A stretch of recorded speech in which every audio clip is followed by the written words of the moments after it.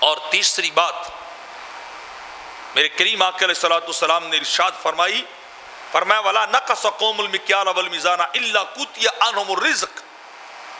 جو قوم ناپ تول میں کمی کرنے لگ جاتی ہے نا، اللہ ان سے رزق کو روک لیتا ہے،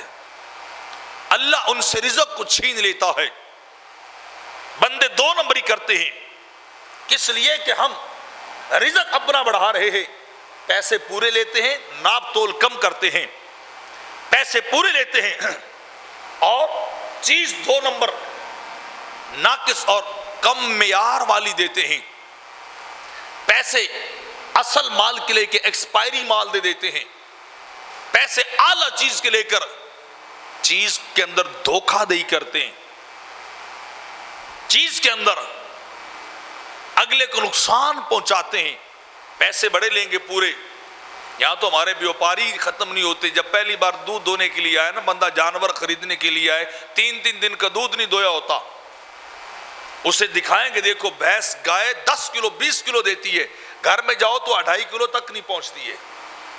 وہاں تک نہیں پہنچتی ہے۔ بازار سے سودا لینے چلے جاؤ تو اوپر اچھے پھل رکھ رکھے ہیں، نیچے ناقص مال رکھا ہے، نکال کے دکھائیں گے اچھا، دیں گے ناقص، دکھائیں گے اعلیٰ اور دیں گے ادنا۔ وہاں ناپ تو اپنے ترازو کے اندر ایسے ایسے کلیے لڑا رکھے ہیں کہ ادھر پورے کلو اور 5 کلو کا چیز پڑی ہے لیکن تلتی ہے 2.5 کلو اور 4 کلو ہے، تو رزق روک دیا جاتا ہے۔ اور رزق کے بارے میں یہ فلسفہ بھی سننے کی رب کائنات اور حدیث کے اندر بھی ہے، قرآن کے اندر بھی ہے کہ انسان کے اعمال کی وجہ سے اس کا رزق روکا جاتا ہے۔ ہر بندہ ناپ تول کے اندر کمی کر رہا ہے، ہر بندہ کاروبار کے اندر 2 نمبری کر رہا ہے،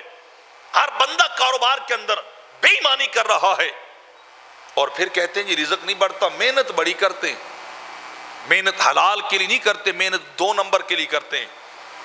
محنت غلط مال کے لیے کرتے ہیں،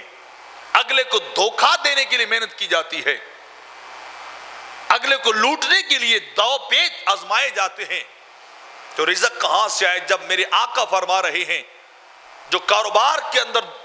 کمی بیشی کرنے لگ جائے، ناپ تول کے اندر کمی بیشی کریں گے، تو میرے آقا فرماتے ہیں قوتیا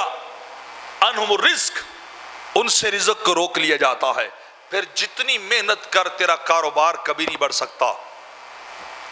جتنی محنت کر تیرا رزق نہیں بڑھ سکتا، تیرا رزق نیچے ہی آئے گا۔